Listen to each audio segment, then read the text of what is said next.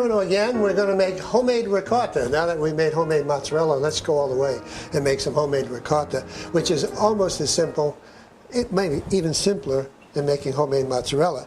All you need is whole milk, and to make it richer and creamier, I added some half and half. So I had like 1 quart of milk in here and about a pint of half and half.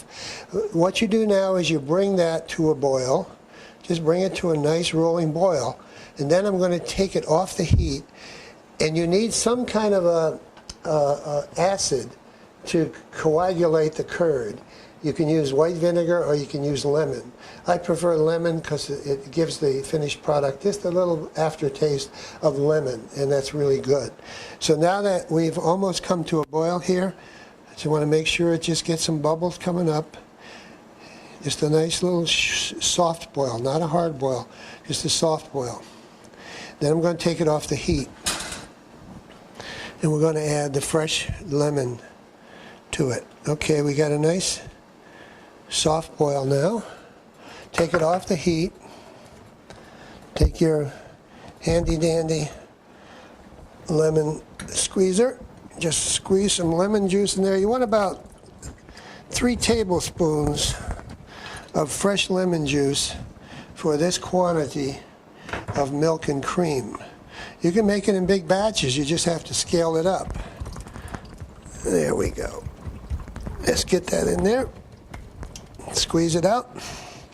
Now all you have to do is stir it a little bit. Just stir it a little bit to get the lemon juice in there. And then you let it sit, probably for about 10 minutes. And you're going to see the curd separating from the whey, and then we're going to strain it, and you'll have fresh ricotta cheese. So let's just come back a little later and let this do its work, and we'll come back a little bit and I'll show you how to finish it off. Now that you've added the lemon juice and you let it sit for a while, maybe about 10 minutes or so, you're going to see that the curd is kind of separating from the whey. You see the yellowish stuff, that's the whey. This is curd. So now what I'm going to do is take this, I got a fine cheesecloth lined into a sieve or a strainer with a bowl underneath to catch the whey. And all I'm going to do now is pour the mixture into the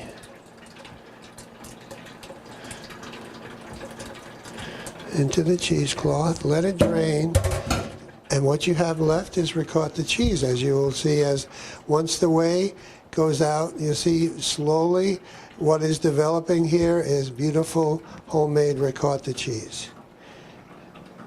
And I'll tell you, this is so good. Just you slather some of this onto for a bruschetta on toasted Italian bread, or use it any other way you use ricotta cheese. This is perfect. And it's that simple. Whole milk, a little half and half, a little lemon juice, and you're good to go. The longer you let this drain and sit, the thicker it gets. I like to refrigerate it after it's been sitting, let it cool off a little bit. I like to take it off the cheesecloth onto a plate or something, and put it in the cooler, and let it cream up a little bit, because it's really good stuff. So that's it. The whey you can throw away. Just let it drain. Finish draining right there. Ricotta cheese.